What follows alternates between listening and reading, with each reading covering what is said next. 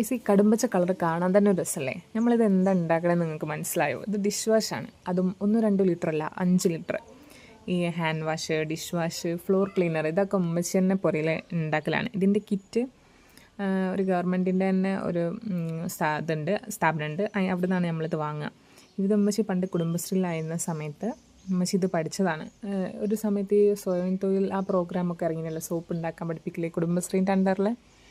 അങ്ങനെ അതിൻ്റെ കൂട്ടത്തിൽ പഠിച്ചൊരു സംഭവമാണ്. പിന്നെ പക്ഷേ അത് മുതൽക്കൂട്ടാക്കി എടുത്തപ്പച്ചക്ക് കുറേ ലാഭം കൊടുത്തു, ലാഭിച്ചു കൊടുത്തു. കാരണം ഇപ്പോൾ ഒരു മറ്റേ ഡിഷ് വാഷ്, എന്താ ഫ്ലോർ ക്ലീനർ, ഹാൻഡ് വാഷൊക്കെ വാങ്ങണമെങ്കിൽ എന്തോ ഒരു പൈസ പോവും. ഇതാകുമ്പോൾ ഒരു 140, 150, 160 ഇതിലേതോ ഒരു സംഖ്യ ഞാൻ മറന്നുപോയി.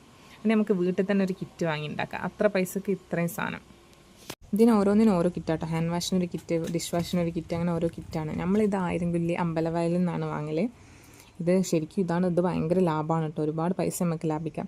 ഇതിൻ്റെ ഒരു ലോങ് വീഡിയോ ഞാൻ ഇടാം. താല്പര്യമുള്ളവർ കയറി കണ്ടോളൂ കേട്ടോ.